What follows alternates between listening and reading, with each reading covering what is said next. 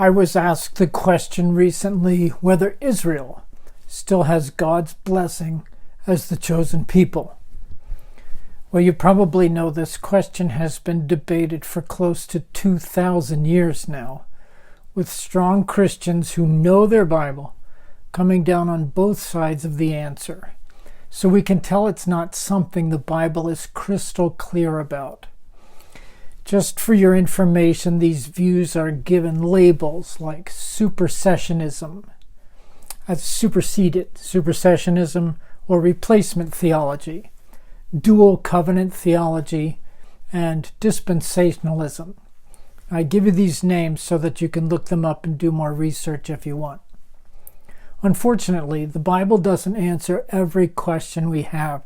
That's not why the scriptures were given to us.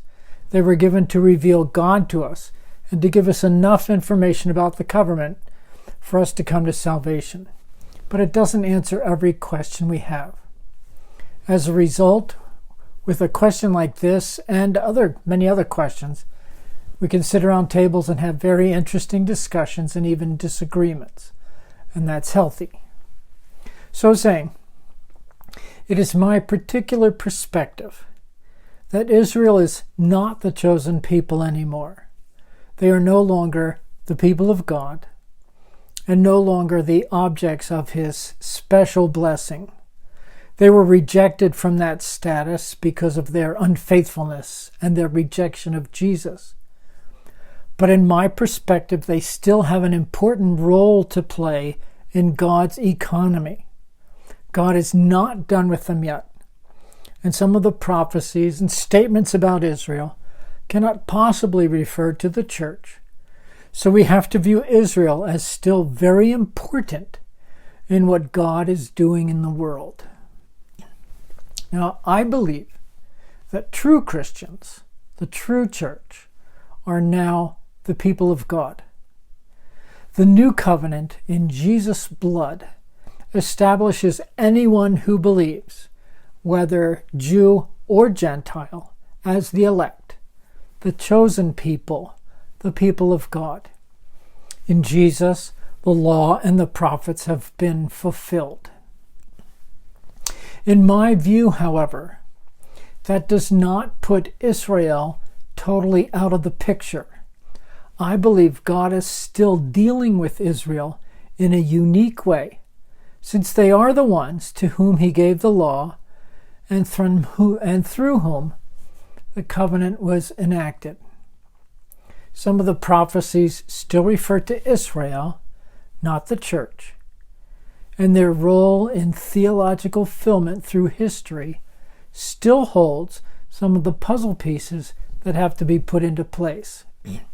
I think we have good reason to give some preference to ethnic and national Israel.